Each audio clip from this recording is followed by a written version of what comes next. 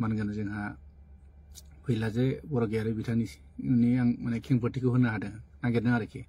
मैया जे आंखौ ससियेल मिडियाआव बिथाङा बुंदों न' डाउट आं जेबो सानाखै बाथ्राया जाहैबाय गराय फाख्रि मुभिखौ लानानै बे खेंफोरथि होदों दा गराय फाख्रि मुभिया आर्ट फिल्म ना कमार्शियेल बिथाङा रजनी बायदि मेडामनाव थांनानै गावनो सोंहैदो बा फन खालायनानै सोंदो आरोखि आर्ट मुभि ना बा कमार्शियेल मुभि आरो नङाबा सेन्सर अफिसाव थांनानै नायबानो जाबाय जोंनि गुवाहाटीयावनो ज्योति चित्र बनाव दा नैबेयावनो नुगोन आरोखि दा आं बेखौसो बुंनो नागिरदों बेयाव लिरनाय थाखायो सेन्सरनि जितु केटेगरियाव लिरनाय थाखायो दा बिथाङा बेसेबांसिम दिनैसिम सेन्सर बर्डनिफ्राय सार्टिफिकेट लादों लायाखै आं बेखौ बुंनो थाङा दा आं नुवाखैबो बिथांनाव दिनैसिम मोनसेबो सेन्सर फिल्मखौनो नुफेराखै आं बेनाव बिथांनाव आं दिनैसिम 6-7थासो आं सेन्सर फिल्म बानायबाय ओंखायनो नोंदों आं सार्टिफिकेटखौ नोंथांमोननो देखायनो हागोन नैबे अनसुला आफानि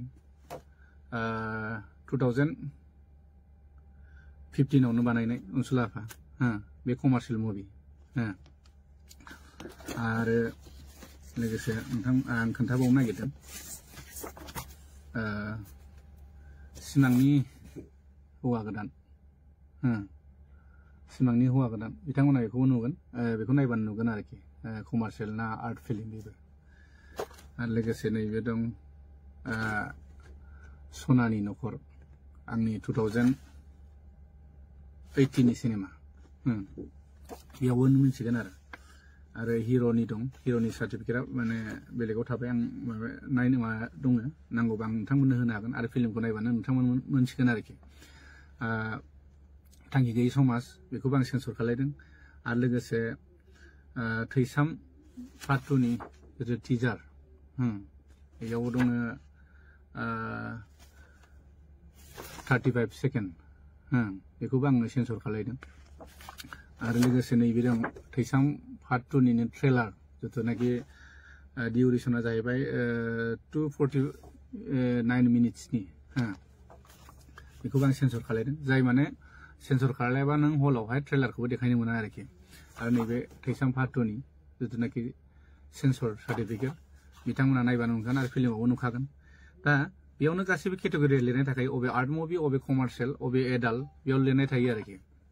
दा आङो फैला बिथांखौ आं बेखौसो बुंनो लुगैदों दिनैसिम बेसेबां आर्ट मुभिनि सोमोन्दै बेसेबां नलेज दं आरो कमार्शियेल फिल्मनि सायाव बेसेबां नलेज दं आं बेखौ बुंलायनो गोनांथि गैया गावनो फिल्म मेकार हिसाबै गुगोलाव थांनानै सार्च खालाय आरो फिल्मनि माखासे लेखाखौबो बिथाङा नायनो हागोन आरोखि आं बेखौसो बुंनो लुगैदों आरोखि दा बेखौ लानानै बिथाङा दान्थे बिदान्थे जादों आंजों नायथों आरो मैया सपन बिथाङा शाहरुख खाननि मोनसे मटिभेट माने मोनसे स्पेसखौ होदों आरो आर्ट फिल्मा माबायदि जायो कमार्शियेला माबायदि जायो बिथाङा बिनि जितु पेजआव बा माने ग्रुपआवबो शेयार खालायदों बिथाङा आंबो शेयार खालायना होदों बेखौ नायबाबो मिथिगोन कमार्शियेल फिल्मा माब्रै आर्ट फिल्मा माब्रै आरोखि बे मोनसे थांबाय आरो मोनसेया जाहैबाय जयन्त नार्जारिनि खोथाखौ लानानै बुंदों दा जयन्त नार्जारिखौबो बिथाङानो गावनो डिसिसन खालायनानै जुरि मेम्बाराव सोबाय न' डाउट सोदों जेबो नङा खिन्थु जुरि मेम्बारनि हिसाबै एज ए बैसो हिसाबै 50 बा 60 प्लास जानांगौमोन आरो बिथाङा दा प्रेजेन्टआवनो एक्टिभ आर्टिस्ट रुल एक्टिं खालायबाय थायो आरो बिथाङा दिनैसिम मोनबैसो सिनेमा माने डाइरेक्सन स्ट'रि स्क्रिप्ट लिरदों आं बेखौ नुफेराखै खमसे खम मोनबा 6थासो डाइरेक्सन स्ट'रि नलेज थानाय जानांगोन आरोखि दा जों जिथु नुबाय जों जिथु फिल्मनि जिथु लेखाफोर थायो नालाय बेखौ जों फरायना मोनो गुगोलाव सार्च खालायबा मोनगोन आरोखि आजिखालिथ' गुगोलाव थाजोबो दा गावनो हारसिं डिसिसन लाबाय बेखौबो सोबाय बेथ' जानाङामोन आरो बाथ्राया जाहैबाय आंनि दा थैसाम 2 मुभिनि जितु बेस्ट डाइरेक्सननि जितु आङो नमिनेट मोननांगौमोन बेखौ मोननाय मोननि खारना जाहैबाय आङो जितुनाखि एवार्डनि साननैसो बा साननै सिगाङावनो आं मिन्थिबाय जे जुरि मेम्बारनिफ्रायनो खोथाया बे लिक आउट जानाय जोंबो मानसि दं जोंनिबो माने जोंखौबो मोजां मोनग्रा मानसि दं बिथांमोनानो बुंबाय जे रबि नार्जारिनि कपि सिनेमाखौ जों नाया एवार्ड होआ होननाय बेखौबो गावसोरनो बुंना लाबाय आरो न' डाउट नायाबा जेबो नङा आंनि 3000 जितुनाखि एवार्डनि नामाव फिस लायोमोन बेखौबो लानांगौ हरफिननो हायोमोन नाया होननानै हरफिननांगौ आं जेबो गाज्रि सानामोन दिनै मानो नोंसिनिफ्राय खोथाया लिक आउट जाबाय थाखो नैबेनि थाखायसो आं बिबुंथिखौ होनो गोनां जादों आरो मेन बाथ्राया मोनसे खोथाया जाहैबाय फैला MCLA जिथुनाखि जयन्त नार्जारिया गावनो एक्टिं खालायदों बे सिनेमाखौ बियो पार्टिसिपेट खालायनो होआखै होनदोंमोन हो माने हराखै जाहैदों दा हराखैब्ला नैबेखौ नायदो नैबे मेगाजिन बे मेगाजिना थांनाय नैबे 6थि सेरेमनि एवार्डनि थाखाय बानायनाय आरो दा बेयावनो रोखा दं नै रायजोफोर नाय फैला MCLA सावथुनखौ नायदो नोंथांमोना बेयावनो नुबाय आरोखि दा फैला MCLA सावथुना बेयावनो रोखा रोखा 6थि फिल्म एवार्डआव पार्टिसिपेट खालायनाय दंखाथारो होमबा मा हिसाबै बे आंनि सिनेमाखौ आं पार्टिसिपेट खालायाखै होनो हागोन जेबो साना माने खोथाया बेहा बुंबानो जायो नालाय टेलेन्टेड मानसिनि आरो मटिभेसन होग्रा जायनाखि स्कुल कलेजाव बिथांखौ मटिभेसन खालायनो स्पेस होनो बिबुंथि होनो माने लेंहरो नालाय आलासि हिसाबै बे हिसाबै बे थगायनाय मानायखौ जेबो साना माने बा माने जेबो साना आरो सोरखौबा मोसा लख्रा सैमा बा सोरबा बोरमा बे बुंनाया बेहा जेबो साना माने बिनि बुंनांगौ मटिभेसनसो माने गथ'फोरखौ बिदि स्पेस होबोयै जादों आं खोनायाखै खिन्थु आं बे साननाय आरो आंनि दा साननायाव आं बिदि नुहुरदों आरो माने गथ'फोरखौ बिदि मटिभेसन होबोयो नामा बेयो बा स्पेस होफैयो नामा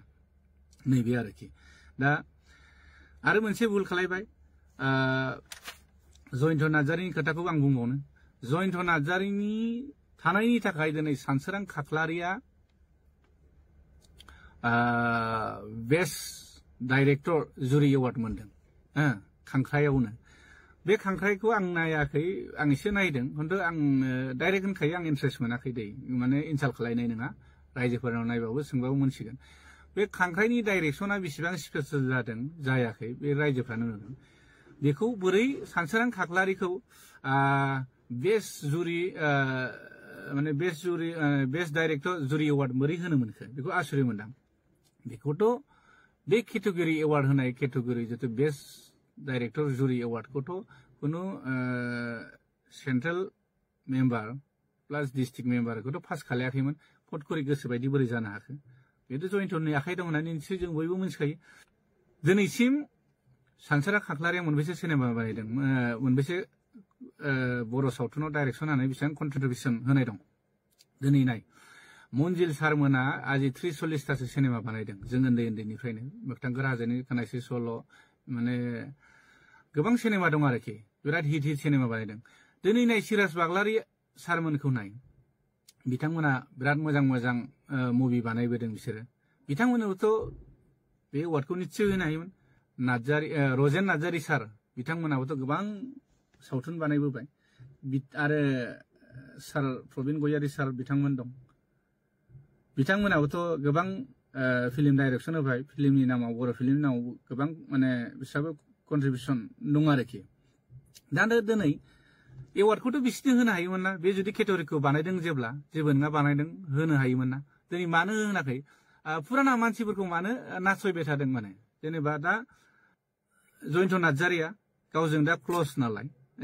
सानसोरां खाख्लारिया बेनो बेस्ट डाइरेक्टर जुरि एवार्डखौ बोरै होनो मोनखो नैबे मोनसे आरो बिसोर माने 50-50 माने शेयारबो जानो हागौथ' थाखा फैसानि खोथा नैबे आरोखि दा आरो मोनसे खोथाबाव आं क'क्राझारनिफ्रायनो गावसिनि एरियानि गावनि न'खरनिफ्रायनो खोनानो मोनदों क'क्राझारनिफ्रायनो आं खोनानो मोननाया मोनसे सिनेमा आरो राफोदथाय सिनेमा होनो राफोदथाय सिनेमा जाय सिनेमायावहाय जुरि मेम्बार हिसाबै सेलेक्ट खालामदों जाहैबाय सर्ट मुभि बेयावहाय आरोखि बेखौ जाज हिसाबै जयन्त नार्जारिखौ लादों जाहैबाय दा जयन्त नार्जारिया राफोदथाय सिनेमायावनो गावनि भइस अभार रेकर्ड माने भइस अभार दं जाहैबाय बेकग्राउन्डनि भइसआव होमबा बेथ' गावनि सिनेमाखौथ' सेलेक्ट खालायखागोन ना निस्सय बिनि थाखायनो गाज्रि मोनलायनानै दिनै क'क्राझारनि माखासे पुराना आर्टिस्टफ्राबो फैयाखै जाहैबाय आरो बे खोथाखौ आंबो माने बयबो शेयार खालायदों गावसिनि माने क'क्राझार डिस्ट्रिक्टनिफ्रायनो जोंखौबो मोजां मोननाय मानसिफ्रा बिदिनो शेयार खालायहरदों आरो होमबा दिनै बे मानसिया कन्ट्रिबिउसन माने बेवहाय कन्ट्राभार्सि जागासिनो होमबा बेबायदि मानसिखौ बोरैहाय जुरि मेम्बाराव होनांगौ होनो माने नैबेबायदि खोथा फैदों आरो दिनैसिम जुदि जुरि मेम्बारा बेबायदि स्टाइलाव थांबाय थायोब्ला फैगौ प्रडिउसारफ्रा रावबो फिल्म एवार्डनि नामाव गावनि फिल्मखौ दैथायहरनाय नङा मानो होनब्ला दिनै जों प्रडिउसार नङाब्ला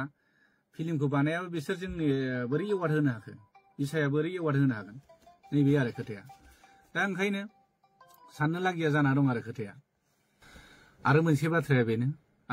मोनसे फेसबुक पेजाव नुदां एम अख्रां बर'नाव बिथाङाव बिथाङा फैलानि सोमोन्दै लिरदों आरोखि बेयाव बिथाङा लिरनाय दं 2020-21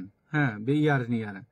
बिथाङा बेयाव 9 लाख फैसा बख'नानै जादों जाहैबाय फिल्मनि नामै ना मानि नामै मिथिया बिटिआर गभर्नमेन्टनिफ्राय आरो फिल्मनि नामाव जानो हागौ ओमफ्राय 2023-24 नि बिथाङा बेयावहाय 29 लाख बिथाङा फिल्मनि नामाव बेखौबो बख'ना जादों अब्ला गोबां फिल्म बानायग्रा मेकारफोर दं बेल' नामा फिल्म माने फिल्मनि फैसा जानो बा फिल्मनि नामाव फैसा बख'नानै जानो दा बेखौनो सिन्था खालामनो नाय आरो माने आरो बेबो दिनै सपन कुमार बिथाङाबो लिरदों गावनि फेसबुकाव पेजाव बे लिरदों बोसोरथाम कन्ट्राभिसि जाखो बोरै माने दिनै बर्मानिफ्रायनो जाबोदों बर्मायाव एवार्ड खुंबाय बे बर्मायाव एवार्ड खुंनायावबो मा जाबाय बेस्ट डाइरेक्टर जिथुनाखि बेस्ट डाइरेक्टरखौबो आब' रजनी मेदामासोमोन आरोखि दा बे खोथाखौबो गावबो मिथिखाबाय आरोखि माने रजनी मेदामाबो मिथिखाबाय दा बे हिसाबै बे एवार्डखौ गाव फैनो हायैनि थाखाय मेदाम अनजालि दैमारिखौ माने फाथायहरबाय आरोखि एवार्ड फांसननि नामाव बेस्ट डाइरेक्टरनि माने जितु एवार्डखौ नों रिसिभ खालायदो होनलायनानै जेथिया एनाउन्स होयो अब्ला पंकज लाहारिनि नाम ओंखारबाय बेयावथ' आसुरित जाबाय बिनि थाखाय फेसबुकाव बेसेबांबा गोलाव मेदाम रजनीयाबो लिरबाय आरो माने बेयाव बोरै जानो मोनखो बे पलिटिक्स हाबनो मोनखो होननानै दा बेखौ होननानै बे खोथाखौ मिथिनानै जोंहा पंकज लाहारि बिथाङाबो आं बायनाय एवार्डखौ मानो लानो होननानै फेसबुक पेजाव बिराद माने गोलाव लिरबाय आरोखि दा दिनै बिदियाव कन्ट्राभिसि जाबाय थादों आरोखि जाय बे खोथाया गावसिनि जुरि मेम्बारनिफ्रायनो ओंखारदोंमोन आरोखि जुरि मेम्बारनिफ्राय ओंखारनायाव दा खोथाया बोरै सार मन्जिल सारनिफ्राय लिक जादों होननानै बेयाव सपन बिथाङाथ' आं मिथिनायाव बिदि बुंदों आरोखि दा बे हिसाबै बेखौ जुरि मेम्बारनिफ्राय उइदाउट एप्लिकेसन बा सावरायालासेनो बेखौ बोख्लायलायबाय माने आरो जोंनिथिं सानजाहा मोनसे जुरि बर्डनि माने बिदिनो मेम्बार पार्टि दंमोन बिनान्द मोसाहारि जेनाखि जोंनि मानगोनां सिंगार फुंजाफा होनो बिथांखौबो जुरि बर्डनिफ्राय बेयो बारावनो बोख्लायबाय माने खुनु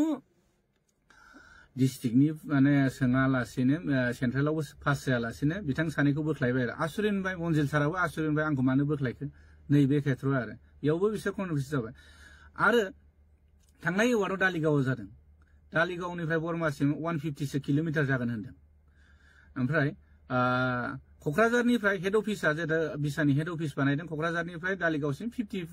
किल'मिटार जागोन आरो अब्ला बै समाव आफादगिरिया जिथुनाखि दा बिसानि माने रानिं जिथु आफादगिरि मानगोनां फुंखा महिलारि सारा बिथाङानो जायगा होखाबायमोन जाहैदों दालिगावनो नायनो नायालासिनो बर्मायावहाय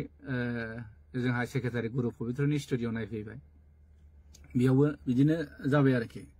दा देग्लायबो नै दा गावसिनिनो जिथु बर्मायाव जानो गोनां जिथु गुवाहाटियाव जानो गोनांमोन बे बुस्थुआ गुवाहाटिनिफ्राय बेसेबांबा डिस्टेन्सआव होमबा गुवाहाटियाव जानो गोनाङाव गुवाहाटियावथ' नायनो हायोमोन बा क'क्राझार माने दिनै बर्मायावल' मानो नायबाय थाखो दा एखे लोगोयै बेयावनो जुरि बर्डनि मेम्बार थाबाय सोरनिबा फिल्म गोनां मानसिफोर थाबाय बेयावथ' बे निस्सय बे जाखागोन बे निस्सय जाखागोन आरो खोनानो मोनबावदों जोंनि केसेट हैग्रा गथ'फोरनिफ्राय जों खोनानो मोनदों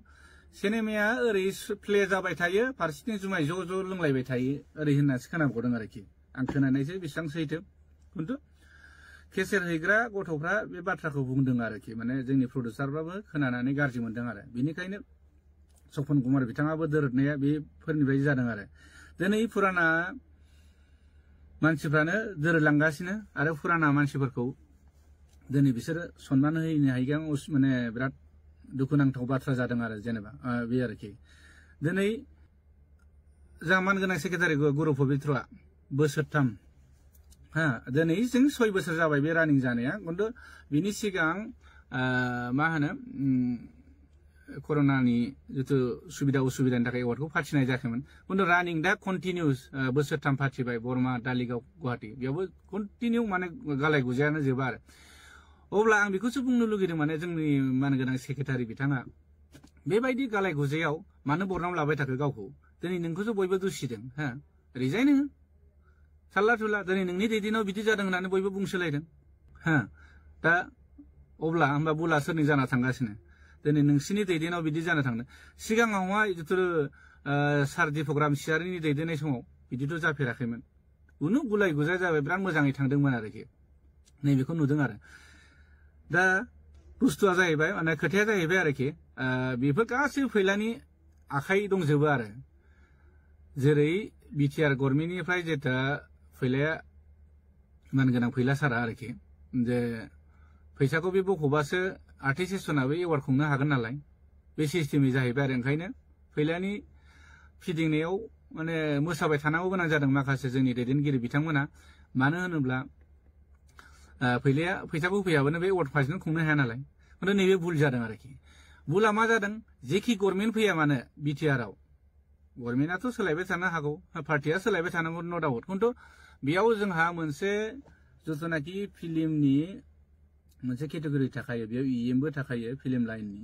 जितु कालचार इएम फिल्म लाइननि इएम बिथांमोननो जों बेखौसो प्रप'जल होनांगौ जे जेखि जाया सरकारा फैया मानो जोंनो बोसोराव बोसोरनि हार माने बारायनाय खमायनाय बेसेनखौ लानानै जोंनो इसेखिनि मोनसे प्रप'जाल जोंनो एवार्ड फांसननि नामाव होनांगौ बे फांसनखौबो जिथिया पास जाखांनायनि उनावसो फांसनखौ खुंनांगौ सोरनावबा दाहार लानानै खुंनाय बेथ' खुनु जुक्ति जायाखैना दाबोथ' टाइम दंमोन ना खुंनो जेनाखि दिनै बिसाया हाखु दाखु बे फांसनखौ खुंनो हादोंब्ला फैगौ एवार्ड फांसननि थाखाय दानिफ्रायनो थाबायनो हायोना दिनै बिसाया मैया दाख्लै एवार्ड फांसन खुंबाय मोजां जादों फांसन खुंनायखौ जों बयबो गोजोननाय मोनदों मानो होनबा जोंनि फैगौ जेनेरेसननि जोंनि आर्टिस्टफोरा जितु आपग्रेड माने कम्पिटिसननि सायाव सोनारो नालाय बेबो थांबाय दिनै एवार्ड फांसन खुंनायनि उनाव गाबोन समफोरनिफ्रायनो बिसाया सिरि दिनैसिम खै बोसोर जाखो बिसाया जेनेबा दासिमबो जेबो डेभेलप नुहुराखै आरो बे बाथ्राखौ माने नुगासिनो आरोखि बै माने एवार्ड फांसनाव फैसा थाखानि खोथा थाहैबाय नालाय बेयाव थैसोमथारो आरोखि ओमफ्राय उनावहायथाय जिथुनाखि मावलांनांगौ हाबा आर्टिस्टआ बोरै सोलिनांगौ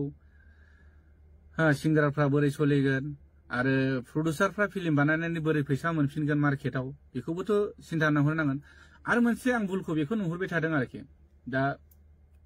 जोंनियावथ' ओरैहाय आसामाव जोंनाथ' पारमिसन लालायनाङा डिसिनि सिनेमा देखायनायाव खिन्थु दा जेरै बिटिआरआव जिथु सिनेमा देखायनायनि मुङाव डिसिनाव पारमिसन बा डिसि बा लकेल थानायाव पारमिसन लानांगौ 5,000 खरै अनलाइन ना मा बे सिस्टेमै थाङो आरोखि दिनै गावनि लकेल एरियायाव सिनेमा देखायनो थाखाय जों बोरै पारमिसन लानो गोनां जाखो नैबे खोथा फैदों आरोखि बेखिनिखौथ' जोंनि मानगोनां बिसानि बा जिथु बिसानि जिथु जोंहा एसोसिएसन दं हिसाबै बिसायानो हेन्डेल खालायनांगौमोन जे जोंनि लकेल सिनेमा दिन्थिनायाव नोंथांमोना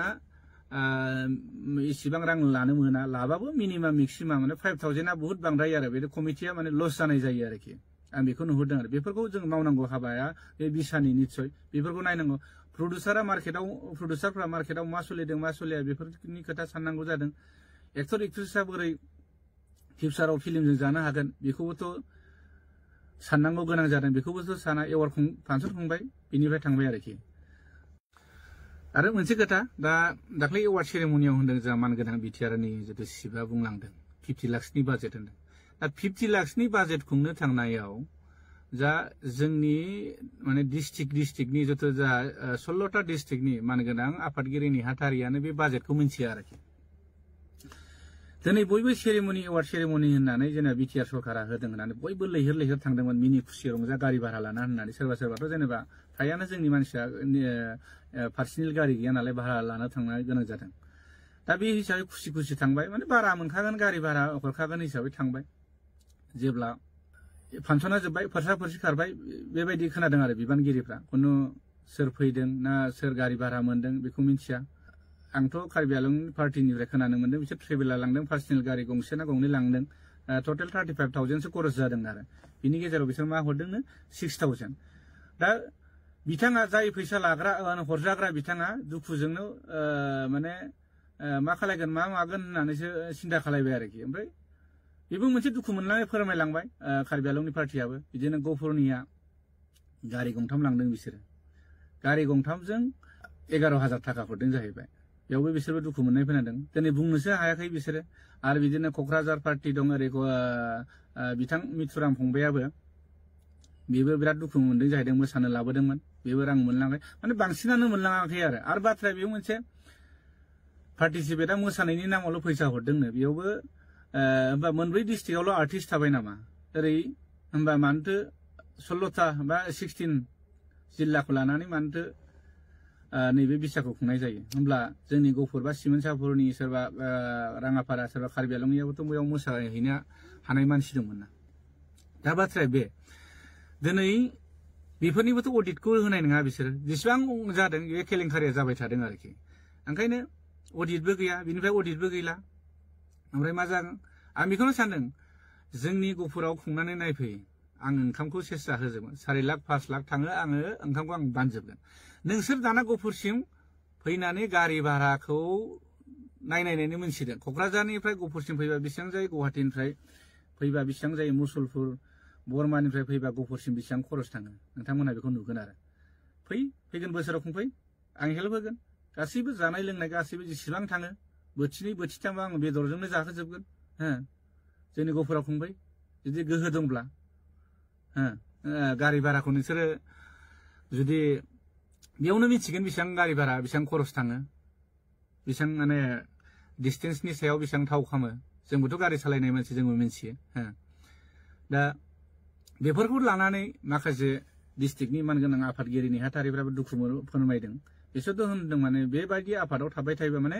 आफादखौथ' जों गाज्रि मोना बिसाखौ खिन्थु माखासे दैदेनगिरिनि बेले बेजेयाव जाबाय थादों मेन टारगेटआ दा फैलाया आर्टिस्ट फिदिंबाय थायो माने फिदिंबाय थायो नासय माने मोसाहोबाय थायो जेरावनाखि दाख्लैयो गुवाहाटीनि एग्जिकिउटिभ मिटिंआव बे गावनो बुंनो गोनां जादों फैला सारा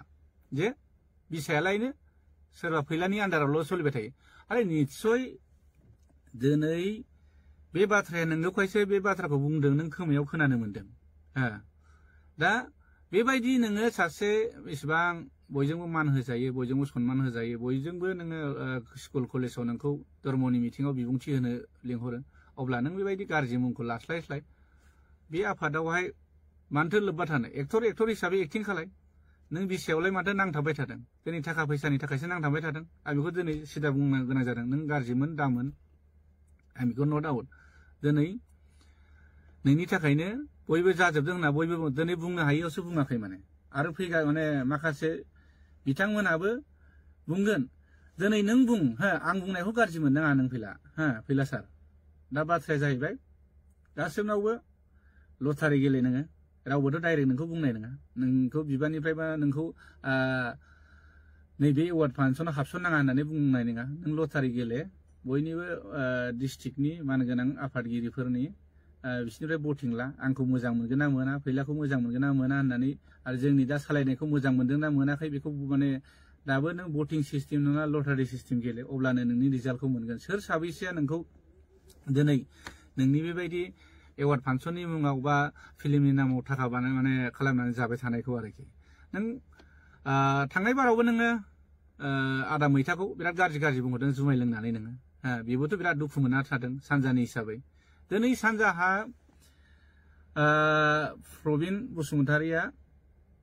बिथाङा गासैबो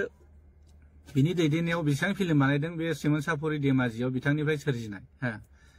दिनै जोंनि गफुराव नाय जोंनि गफुराव जों फिल्म जिथु फिल्माव जोंहाबो बहुत कन्ट्रिबिउसन दं दिनैसिम आं 20टा 30टा बानायबाय जोंनि प्रबिन बसुमतारि आंनिनो लोगो बिथाङाबो बहुत सिनेमा बानायबाय बिथांमोनाबो बिराद दुखु फोरमायदों नोंसिनि सायाव बेबायदि दैदेनगिरि थायोब्ला जोंनि बिसाया जोबस्रांलांगोन आफादखौथ' जों नांगौ खिन्थु नै बिनिफ्राय गोजान जा माने आं बेखौ डाइरेक्ट बुंखायो गाज्रि मोननाय मोजां मोननाय आं बेखौ नट आउट जेबो नों सोबनावबो स्टेटमेन्ट ला कार्बि आलंनावबो ला दिनै क'क्राझारनावबो ला नोंसिनि बाक्सानियावनो ला आरो नोङो आरो गुवाहाटी पार्टिनावनो ला गासिबो नों बे कमेन्टखौनो मोनगोन आरोखि ओंखायनो सार फैला नों इसेबां गुन गोनां मान गोनां मानसि बयबो नोंखौ सनमान होयो बयबो नोंखौ धर्म मिटिं स्कुल कलेजाव बिबुंथि होनो नोंखौ लेंहरो बिनिखायनो गाज्रि मुंखौ लास्लायस्लाय गाज्रि बरनामखौ लास्लायलाय मानो बेबायदि हाबबाय थादों सार फैला बिनिखायनो पलिटिकेलाव हाबदों नट आउट हाबबाय था जेबो नङा फिल्मावबो एक्टिं खालायबाय था आंहा बेखौ जेबो बुंनांगौ गैया खिन्थु बेबायदि हाबनानै नों जेंलागायबाय थाना आं बेखौ बुंनो लुबैदों आरो नोंनि सायाव माने आरो मोनसेथ' नों बिराद गिदिर भुल खालामदों दाख्लै जितु एवार्ड फांसनाव जितु जिरायनाय सिटआव आरो मानगोनां गिबि बर' फिल्मनिनो जितु बयजोंबो माने फार्स्ट बर' फिल्म आलायारन जितु एवार्ड मोननाय सिनेमा बिनि नोङो एक्टर मानगोनां जोंहा अमर नार्जारी सार जितु जों गोमबोर होनना मोनथियो बिथांनि पार्टी आरो बेजों लोगोसे बिथांखौथ' नोङो जिरायनाय सिटनिफ्राय माने एसे गोजानाव माने बेलेगथिं जिरायहैथिं होननाथ' नोंथ' साइड खालामदों बेखौथ' जोंखौ नुग्रा मानसि दं दा साराबोथ' बिराद माने दुखु मोनलांदों आरो माने बिसोरो जोंनि माने गुरु होननानै सानना लानांगोन जों अमर नार्जारी सारमोनखौ जोंनि बर' सावथुन मुलुगाव बिसोरनो फार्स्ट लामा दिन्थिजेननाय आरो दा बिसिनि जायगाखौ नोङो आलासिफोर फैदोंमोन महिलाफोर बिसोरनि थाखाय नोङो सिटखौ माने अमर सारमोनखौ बोखांनानै नों जिरायहोदों बेबोथ' बिराद लासिंसिं मानसिफ्रा उननि थाग्राफ्रा नुदों बेखौबोथ' बिराद सावरायसोदों ओंखायनो आरो बयखौबो रेसपेक्ट होलायनांगौ जों नोंसोरखौबो रेसपेक्ट होगोन नों रेसपेक्ट होबासो रेसपेक्ट मोनगोन नों गावनो जुदि रेसपेक्टखौ जानानै लायोबा गावनि रेसपेक्टखौ बुजियाबालाय जोंलाय माथो होनदों जोंथ' फिसा मानसि जाहैबाय नोंसोरथ' बहुत टेलेन्टेड मानसि जाहैबाय गोरों गोरा बयजोंबो गोरों गोरा धर्म मिथिंनो स्कुल कलेज बयजोंबो नों मटिभेसन बा स्पेस बा आलासि महरै नोंखौ बुजायनो थाखाय स्पेस होलांनो थाखाय बयबो हांख्रायो जाहाथे उनाव नेक्स्टआव बिदि जाया बेनो आरोखि ओंखायनो आं बिसायाव बेखौनो गुरै खावलायनो थायो दिनै बिसायाव बेबायदि दैदेनगिरि थाबाय थायोबा बेले बेजेया जाबाय थागोन नोंसोर थाबैनो जयै सावरायनांगौ सावरायनानै माखासे बिबानगिरिखौ माने सोलायनांगौ आरो मोनसे खोथाया नैबेखौ आंबो नुहुरदों जेसास खेरखातारि बिथांनिसिम आं फंनैसो बुंनो नागिरदों दिनैसिम जितुनाखि एवार्ड माने सेरेमनि होजेननायनिफ्राय बिथाङा मेगाजिन सेक्रेटारि ओरैनो थामसा हिसाबै बोसोरथाममोन बा मोजां मावनायनि थाखाय बिथांखौ 6 बोसोर होबाय दा दिनैसिम सेरेमनि एवार्ड सेरेमनिया होनायनिफ्राय दिनैसिम 8 बोसोरसो बिथाङानो सेक्रेटारि जाबाय थाबाय अब्ला जेसास बिथां बायदि माने मोजां मानसि खामानि मावनो हाग्रा मानसि गैयामोन नामा जोंनि बिसायाव बे माने सावथुन मुलुगाव बिथाङाबोथ' मेगाजिन सेक्रेटारिनिफ्राय माने सोलायनांगौमोन गावनो निस्सय साइड जानांगौमोन मानो होनब्ला आं खोनाबाय थादों आरो दिनै बुंनो हायाखै रावबो मानसिफ्रा गासैबो डिस्ट्रिक्टनि आफादगिरि नेहाथारि आरो गासैबो आर्टिस्टफ्रा बुंदों जेसास खेरखातारियालाय माने मेगाजिन डाइरेक्टर जानो मोनखो मानसियानो गैलामोन नामा होननानै दिनै बुंनो हायाखै आं नोंथांनि सिगाङाव दिनै नैबे ससियेल मिडियानि सिगाङाव बुंनो गाज्रि मोना नों आं बुंनायखौ आं नोंनो बुंनो होदों बेबायदि मालायजों रायखुमा जास्लायस्लाय नोंथाङा बे डिपार्टमेन्टनिफ्राय निस्सय गोजानाव जा आर्टिस्ट हिसाबै आर्टिस्टआ आरो बे बेलेग बिबानबो लानो हायो नैबेखौ नुहुरदों आरो गलटियाथ' नों खालायाखै नोङा खालायदों आंनि मुभिखौ नोङो थैसाम 2खौ नोङो गावनो हाई क्वालिटिनि नोङो रिजोलुसननि माने पिक्सार क्वालिटि बिहरबाय पस्टार होनो होननानै बेखौबोथ' नों होआखै बेयावथ' गोरोन्थि बयबो मानसिफ्रा आंनो खोन्थाहरजोबदों बेबोथ' बिराद निस्सय आरो पलिटिक्स खालायनोबा इसेबां बिदि खालायद्रायनाङाब्ला डाइरेक्ट होना माथो आंथ' सोरनिबा फैसा लानानै सोरनिबा माबा लानानै आं सिनेमा बानायखायनो आंनि फैसाजों आं बानायदों दिनै आं बुंनोबो हादों दिनै आं बे बुंनो हादों दिनै आंनि सिनेमाखौ आं रायजोफोरनि गोसोखौ गोजोन होनो हानाय आं सिनेमा बानायदों हिसाबै रायजोफ्रा आंनि सिनेमाखौ अनसायदों बेबायदिनो आं 60 लाखनि बाजेट खालायनानैब्लाबो गावनो नाजानानै मार्केटाव थानानैबो 98 लाख मानसि माने रां खामायनायाव आंखौ रायजो राजाफ्रा मदद होदों आं बेखौसो साबायखर बावो जोंनि रायजो राजा नायगिरि बिथांमोना बर' सावथुनाव बा सावथुन मुलुग बा आंनिल' सावथुन नङा गुबुन सिनेमाफोरखौबो नायनो थाखाय आं खावलायो नोंथांमोन दिनै नायनानै जे नोंथांमोननिफ्राय एसे एनै कन्ट्रिबिउसन फैसा मोननानैसो जों मुभिखौ बानायफिननो हायो आरोखि आं बेखौनो जोबोद साबायखर बावनो थायो जोंनि नायगिरि बिथांमोननिसिम आरोखि बे आंनि गोजोननाय थाबाय दा आरो मोनसे बाथ्राखौ आं बुंनो सानबावदों मानगोनां जोंनिनो एक माने बयनिफ्रायबो जुनियरसिन जिहेतु जोंहा गिबि नेशनेल एवार्ड बान्था मोनलायनाय मानगोनां जोंदाव बड'सा सारा दाख्लै स्पेसाव मोननैसो बाथ्राखौ आं एसे बुंनायखौ खोनानो मोनदों बाथ्राया बुंदों बिथाङा जोंनि बर' सिनेमाया दिनै गुवाहाटि बायदि कलाक्षेत्रआवहाय एवार्ड सेरेमनि होलायनो हाबाय बे गोजोनथाव बाथ्रा खिन्थु बिथाङा बुंदों मार्केटआ जोंना इन्टारनेशनेल नेशनेलआवबो बाहागो लाहैनांगौ जाहैदों आरो दा इन्टारनेशनेल होननाय लोगो लोगो इण्डियानि बाहेरायाव जायो दिनै नेशनेल होनाय लोगो लोगो इन्डिया बाहेराव माने इन्डियानि गेजेरावनो जायो इन्डियानि सिङाव जायो दा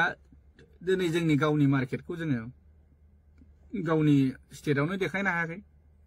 गुबुननि स्टेटआथ' बादबावनो दोन इन्डियानि बिथोरावनो आरो इन्टारनेसनेलनि खोथा बुंनो आरो दा बिथांखौ आं बेखौसो बुंनो लुगैयो जोंदाव बड'सा सारा दिनैसिम मोनबेसे सिनेमाखौ बानायखो जेनेबा मोनथाम मोनब्रैबा मोनबायानो बानायबाय प्रडिउसखौ दिनै मोनबेसे बिथाङा खालायखो प्रडिउस खालायनानै जे गावनि फैसा गारनानै बेसेबां जे सिनेमा बानायखो आं बेखौ नुवाखै आरोखि बाथ्राया आं बेखौसो बुंनो सानदों दिनै गाव प्रडिउस खालायबा मिथिगौमोन फैसाया माबोरै रिटार्न फैयो अब्ला मिथिगौमोन आरो दिनै जोंनि सिनेमाखौ जों मा खालायनांगौ गोनां जायो गोदोथ' बेयो जोङो मा मिथिं दावथिङाव जों केसेट फानलाबोनो गोनां जाबोदों आरो बिसोरजों जोङो बर' सावथुननि थाखाय जों नांसोबनाय मानसि आरो दा जिथुनाखि जोंनि मुभिखौ जोङो दा देखायनो जोंहा प्लेटफर्म गैया सिनेमा हल गैया मा गैया दिनै दंब्लाबो खोब खम आरो माने एरियायावहाय दिनै बङाइगाव क'क्राझार टंला बायदियाव जा बर' एरिया जायो खिन्थु दा मार्केटआ बेसेबां गिदिर बेखौबोथ' नायनांबायना जों गावनि एरियायावनो आसामावनो जोङो जोंनि सिनेमा हलावनो देखायनो हायाखै माने इन्टारनेसनेल खोथा बा नेसनेलनि खोथा सानखो दिनै जोंनि फिल्म बानायग्राफ्रानो दिनै बेबायदि सेन्सर बर्डनि सार्टिफिकेटखौनो लाफेरा बांसिनानो बहुत खम होमबा बेखौ लाबासो नों हलाव देखायनो मोनगोन बा गुबुन स्टेटनि हलावबो देखायनो मोनगोन अब्लासो नों इन्टारनेसनेलाव थांनो मोनगोन दा बेफोरनि खोथाखौथ' जोंनि जुरि बर्डनि जिथु मानगोनां जोंदाव बड'सा साराबो साननांगौमोन आरो दा उफाय गैया जों मा खालायनो गोनां जों फुजायाव जोङो मुभिखौ देखायो बे फुजा समाव मा जायो